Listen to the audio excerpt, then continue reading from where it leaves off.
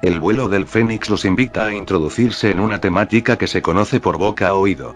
Adentrémonos en una aventura por la historia de la humanidad, hacia el espacio y la tecnología que apenas sabíamos que existía. La ciencia ha retornado a la sabiduría antigua, en busca de los tesoros escondidos en sus textos, ricos en conocimientos y legados ancestrales. Este vídeo lo llamaremos La ruta extraterrestre del conocimiento. Son numerosas las obras de arte de diferentes culturas en las que se ven reflejadas las clásicas naves que durante un tiempo conocimos como platillos volantes o individuos vestidos como astronautas, en épocas en las que la tecnología más básica, si nos atenemos al relato oficial, ni siquiera incluía la rueda. Aparecen en la tumba maya del mago Pacal Botán, Palenque, México, reposando en una extraña nave.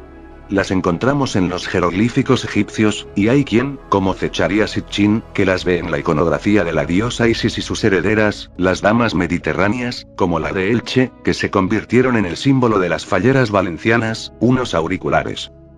En determinadas obras del Renacimiento europeo podemos encontrar artefactos que no son propios de esa época, como en el cuadro de la Virgen con San Juan de Domenico Ghirlandaio, donde aparece, a lo lejos, pero claramente, una nave aeroespacial.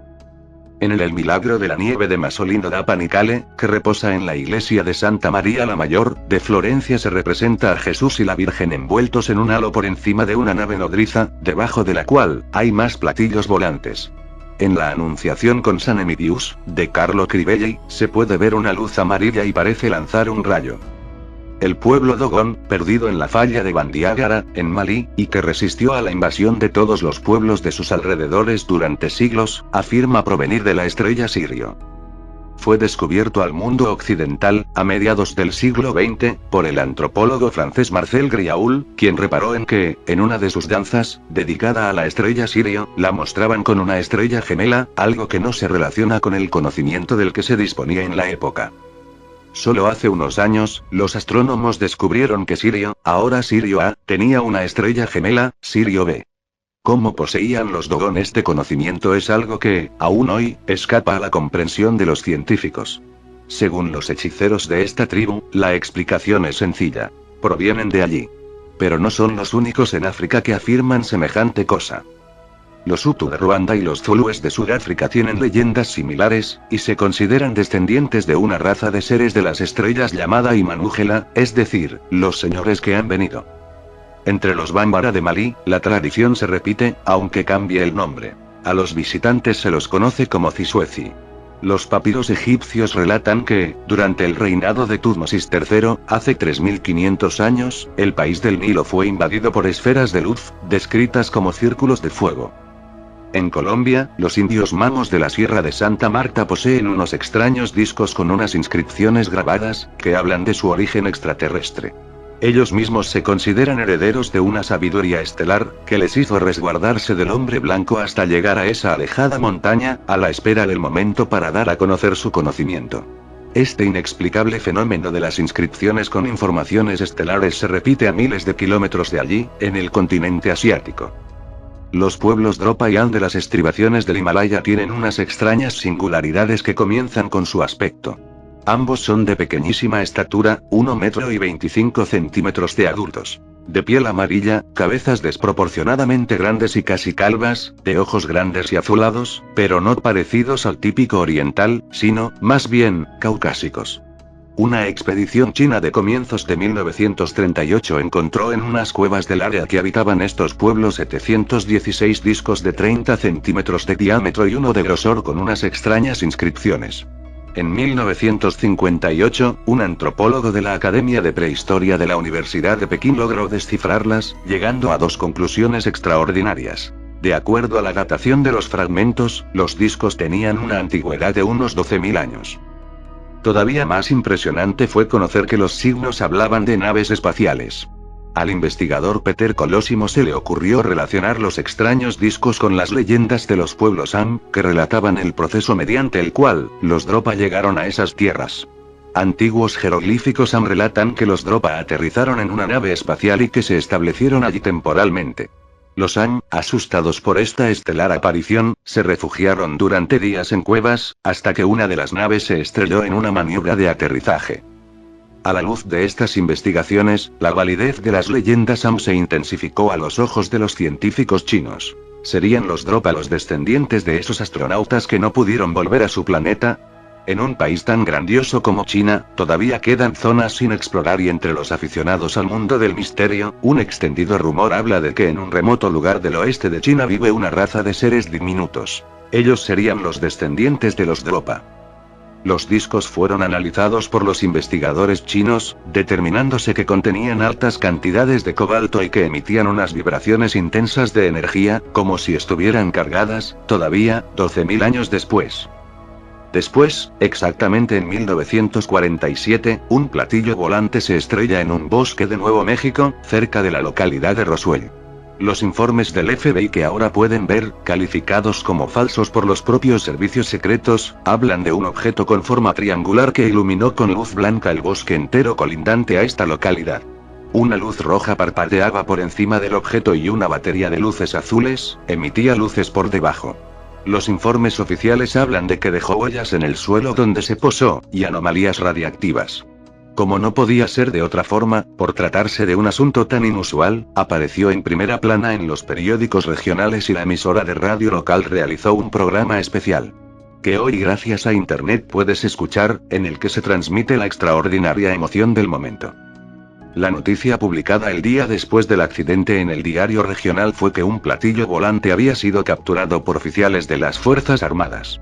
En el cuerpo de la noticia se explicaba que un granjero había descubierto los restos de un material extraño pues no podía ser cortado, quemado, ni dañado y cuando se doblaba volvía inmediatamente a su posición original.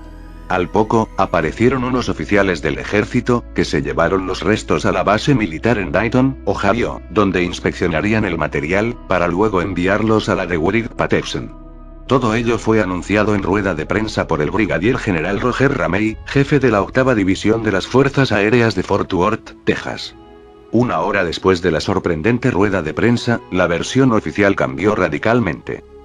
Ese mismo año 1947, el piloto Kenneth Arnold revelaría públicamente que había sido seguido por un objeto no identificado con forma de boomerang. Un año después, el 23 de marzo de 1948, un segundo platillo volante se estrelló, cerca de la localidad de Aztec, con el resultado de 5 seres muertos, todos ellos, según los biólogos que los investigaron, del sexo masculino. Milton William Cooper, exagente de la National Security Agency, Agencia de Seguridad Nacional, reconvertido en periodista y gran fuente de información acerca de la ocultación ovni desde su mítico programa de radio The Our Time, afirma que la razón por la que los avistamientos se multiplican en esos años hay que atribuírsela a las bombas de Hiroshima y Nagasaki, lanzadas por el gobierno norteamericano en 1945. Ese momento, los seres de otras galaxias habían contemplado a los seres humanos con curiosidad, pero los niños se habían hecho mayores y habían demostrado lo que podían hacer. Los proyectos en el campo de la genética que hoy escuchas u observas en los medios de comunicación, elogiados como un progreso de la ciencia, son una continuación, no interrumpida, de los de Mengele. Quizás te sorprenda saber que los primeros ordenadores de la firma norteamericana IBM se fabricaron para el gobierno alemán en los años 30 y tuvieron como propósito ayudar en el desarrollo de la ciencia de la biogenética. El lenguaje binario de los ordenadores es, en realidad, una derivación del código genético y están inspirados en el Tao, Yin Yang. Las secuencias que recorrería la informática, 8, 16, 32, 64 bits, están claramente inspiradas en nuestra propia genética y, particularmente, en los codones del ADN, 64. Henry Kissinger, es uno de los hombres que participó en ese germen de la CIA. Él es, con seguridad, otro de los personajes que ha guardado todos los grandes secretos del siglo XX, incluidas las operaciones de guerra psicológica y experimentación con humanos de MK Ultra. Un grupo de élite, llamado Blue Teams, más tarde conocidos como Alpha Teams, nacidos del proyecto Pluto, se ocuparía a partir de ese momento de disuadir a los testigos que hubieran tenido algún encuentro ovni de que lo hicieran público. La película Hombres de Negro, producida por Steven Spielberg y que narra las peripecias de unos agentes secretos encargados de lidiar con extraterrestres, está basada en la existencia de estos grupos. MacArthur organizó lo que se llamó Unidad de Investigación de Fenómenos Interplanetarios cuya dirección recaería tiempo después sobre el general Marshall y que han continuado hasta el día de hoy. Los nombres han cambiado y los registros todavía no se han hecho públicos. El ejército trata de establecer que aquello no era una organización oficial que trataba de investigar ovnis, pero fue organizada por un general, y llegó a conclusiones que no eran fáciles de digerir, como por ejemplo, los vuelos interplanetarios. Posteriormente, continuaron haciendo exactamente lo que hacen hoy en día. Ser parte de una operación de multiinteligencia para la recuperación de objetos de origen desconocido, en particular aquellos que son de origen no terrestre. 4 años después de Roswell, bajo recomendación del presidente Eisenhower, y como una evolución del proyecto Grup G, se formó el Majestic 12. Se funda con el objetivo de investigar y, al mismo tiempo, ocultar la verdad sobre los extraterrestres. Según el Dr. Michael Wolff, la primera recuperación de una nave extraterrestre estrellada en Estados Unidos ocurrió durante el año 1941 en el Océano Pacífico, cerca de San Diego, California. Recuperada por los agentes de la Marina, dentro se encontraron seres grises muertos procedentes de la estrella Zeta Reticuli. Por eso se les llamó zetas o grises. Los Estados Unidos se mantuvieron en contacto con la Unión Soviética sobre el problema alien. En caso de que hubiera un ataque contarían con ellos, pero no solo eso. La transferencia de tecnología de los norteamericanos a los soviéticos fue una constante durante el mal llamado período de la Guerra Fría, hasta el punto de que las máquinas utilizadas por los soviéticos eran fabricadas por la General Motors americana y que muchos investigadores afirman que los progresos de los soviéticos se debieron a las cesiones de información de elementos dentro del propio gobierno norteamericano. La primera mención pública al tema extraterrestre hecha por Reagan de la que se tiene constancia fue en noviembre de 1985, durante una conversación con Gorbachev en Ginebra en la que se hablaba de desarme. Es importante resaltar que la reunión entre Reagan y Gorbachev se llevó a cabo en Ginebra donde, entre tantas otras instituciones, tiene su sede, el Club Bilderberg. Sin duda, la imprevisibilidad del carácter de Reagan le hacía ser un hombre peligroso para el secreto de esa cuestión. Para vigilar a Reagan de cerca, tenía a su lado, como vicepresidente, a George Bush Sr., antiguo director de la CIA. Según Michael Wolff, Carter estaba deseando acabar con la ocultación de los ovnis pero se echó para atrás cuando le contaron las implicaciones religiosas del anuncio. Él tenía fuertes creencias religiosas pero rompió a llorar cuando se enteró a través de los extraterrestres de que la religión está fabricada por el hombre y que probablemente no existe en ninguna otra civilización galáctica. En el año 2007, Jimmy Carter, convertido en un expresidente que ha dedicado su vida a intentar llevar la paz en conflictos como Palestina o en Venezuela, ha vuelto a reconocer públicamente que vio un ovni y que contempla seriamente la existencia de extraterrestres. El 1 de junio del 2006, el presidente Bush pronunció un discurso ante la Academia Militar de West Point en el que oficialmente implicaba a los Estados Unidos en la doctrina de la guerra preventiva contra cualquier Estado, justificándolo como un conflicto entre Dios y el mal y puntualizando que la guerra contra el terror no se podrá ganar a la defensiva. Todo ello, nos retrotrae a las profecías de Wernher von Braun. En 1976, un aparentemente estrafalario programa de una televisión independiente inglesa concitó todas las miradas de la opinión pública. Bajo el formato periodístico de un docudrama, es decir, un reportaje de investigación recreado con actores, se relataba una conspiración a cargo de un gobierno oculto que hacía desaparecer a científicos para llevarlos a una base secreta en Marte. Un pensador de la Universidad de Cambridge bajo el nombre de Herstein hablaba de un congreso acontecido en Alabama en 1957 en el que un grupo de científicos habían considerado los peligros climatológicos y de un asteroide que se acercaba a la Tierra, planteando 3 alternativas. Las 2 primeras: bombardear el cielo con armas nucleares para solucionar el efecto invernadero y construir ciudades subterráneas donde una élite sobreviviría a la extinción, habían sido desestimadas, habiéndose decidido continuar con la tercera. Y esta era nada menos que colonizar un planeta para llevar allí a un grupo selecto de seres humanos de todos los ramos del saber como una especie de arca de Noé. Brodin, había sido astronauta en el programa Apolo, reconocía que la carrera espacial era solo un escaparate y que cuando llegaron a la Luna se encontraron con que ya había bases humanas allí, concretamente, desde 1962. En enero del 2008, la totalidad de los medios de comunicación ingleses y el periódico El Mundo en España se hacían eco de una fotografía de la superficie de Marte que, al ampliarla, dejaba entrever una figura humana. Tras confirmarse que la fotografía era auténticamente de la NASA, los escépticos profesionales calificaron este hecho de alucinación y fruto de las mentes que quieren ver conspiraciones donde solo hay inocentes secretos de Estado. En el año 2006, la NASA anunció un nuevo programa para establecer una base humana permanente en la Luna, para el 2024, desde donde se iniciaría la expansión de la civilización humana hacia Marte y otros planetas.